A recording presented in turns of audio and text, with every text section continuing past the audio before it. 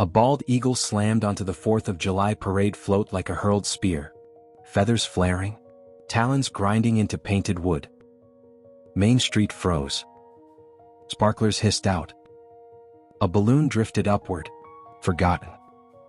The eagle's wings shook violently, not with aggression but with raw, electric panic, his chest heaving as if every breath hurt. He wasn't attacking. He was desperate. Dylan Reyes, working parade security, spotted it instantly. The tremor in the bird's stance. The way his eyes kept jerking past the crowd, toward the river hidden behind the storefronts.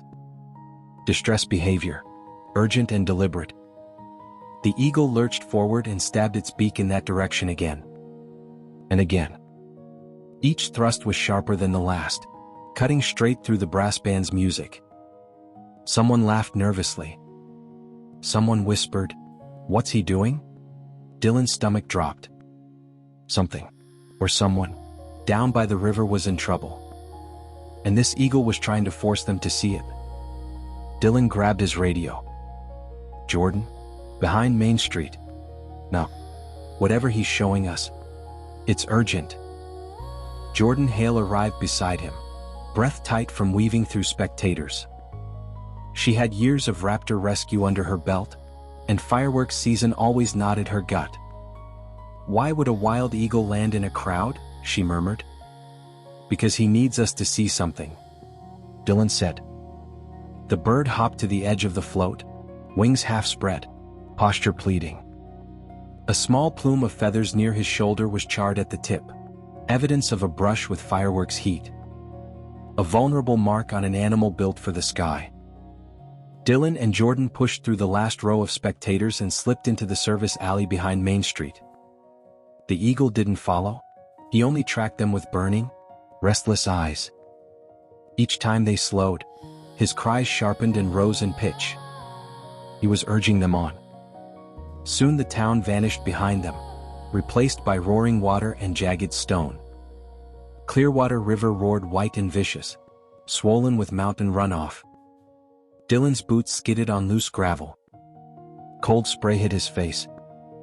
They scanned the shoreline. Debris piles, driftwood shelves, slick boulders. Dylan's mind raced with possibilities. A fallen kayaker, a kid swept downstream, a firework cache igniting near the brush line. Still nothing. Then Jordan's breath hitched. "There," she said, pointing beneath a wedge of driftwood jammed against the bank. Something twitched beneath it, feathers soaked and plastered flat. Jordan dropped to her knees, sliding down the embankment. The moment she saw the shape, the air punched out of her. Dylan followed, heart thudding. A second bald eagle lay half submerged, pinned by driftwood and the river's pull. Her left wing was twisted outward at an impossible angle. Mud streaked her chest. Water beaded along her feathers and dragged at her tail with every surge. Her talons scraped desperately for purchase, slipping every time. A small firework casing, red, white, and blue, was lodged in the mud nearby, its edges scorched. The burned plume on the male's flank suddenly made perfect sense. "She got clipped by debris," Jordan said quietly. "Wing trauma. Early hypothermia. She's going fast." Above them, a piercing cry split the air. It was Alder, a huge male well known to local birdwatchers. Alder had abandoned the parade and circled straight overhead, sweeping wide arcs over the riverbank. His voice was wild anguish, calling to a mate who could not answer. Jordan tossed Dylan the raptor blanket and leather gloves. "Pin the wings. Careful with the talons." Dylan steadied himself, remembering with a sharp ache the eagle he'd watched die years ago. He would not let this happen again. He reached in. The injured female thrashed weakly, hissing in pain, the river tugging harder with each surge. Jordan spoke softly, close to her head. "Easy, girl. Stay with us." The male swooped lower, shadow hammering across them. His talons flexed, but he held back, trembling with helpless fury as they worked. Dylan pressed the good wing gently against the bird's body. Jordan slid her arms beneath the injured wing, bracing against the current. For a terrifying moment, the driftwood shifted, and the eagle slipped deeper toward the river's throat. Jordan's knee slammed into rock. She swore under her breath. The female's head lolled. Jordan gathered everything she had, leaned back and heaved. Together they lifted the eagle free. The current tore the driftwood away in a flash. Jordan and Dylan held on until they could lower her into the carrier and wrap her tight in the blanket.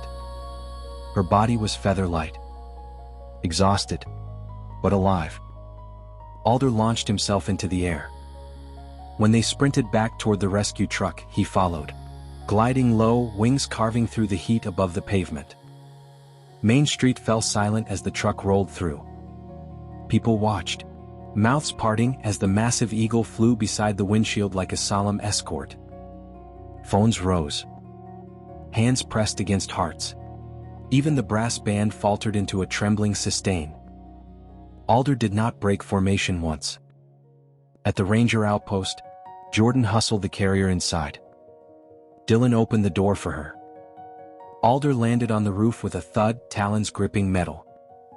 He paced immediately, left, right, left, never taking his eyes off the window. Inside the cramped infirmary, heat lamps warmed the steel table. Jordan laid the injured eagle gently atop it and slid thermal packs beneath her. She spoke calmly to herself as she moved, temperature, heart rate, airflow, her hands steady even as her eyes shone with worry. Dylan stood near the window. Every few seconds, a shadow passed over the light as Alder leaned forward, scanning the room below. The female's breathing deepened. Her wing shivered once, but the splint held. Jordan applied ointment, adjusted bandages, and leaned back only when the bird's eyelids fluttered. A thin chirp escaped her. Alder answered instantly. A soft, trembling whistle filtered through the roof, nothing like the screams from the river. This one was gentle, intimate. A reassurance call is used only between mates or chicks. Jordan stilled, chest tight. She knows he's here, she whispered. Dylan looked toward the roof. And he's not leaving until she does. Hours passed. The female rested under the lamps, wrapped in warmth and a faint antiseptic smell. Jordan checked her vitals one more time and stepped back with a long, shaky exhale. She's stable, she whispered. Back in town, people asked the same question over and over. Why did that eagle land on the float? Dylan returned to Main Street. Confetti glimmered on wet pavement. Folded camp chairs sat abandoned.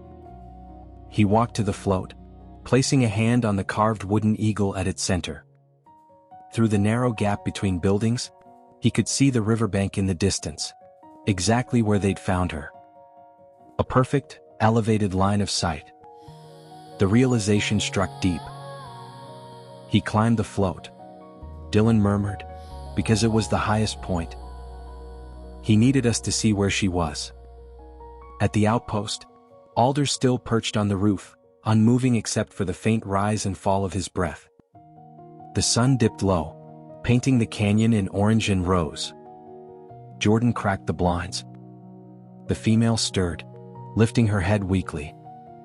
Her eyes found the window. She called, a soft, fragile chirp.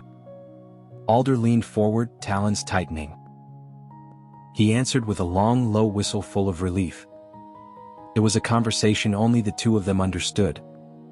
Dylan stood in the doorway and whispered. He didn't land to show off. He landed to show us where she was. Jordan nodded, eyes shining. And as the last light faded, the moment settled over them like a quiet truth. A wild eagle had stopped the town's parade.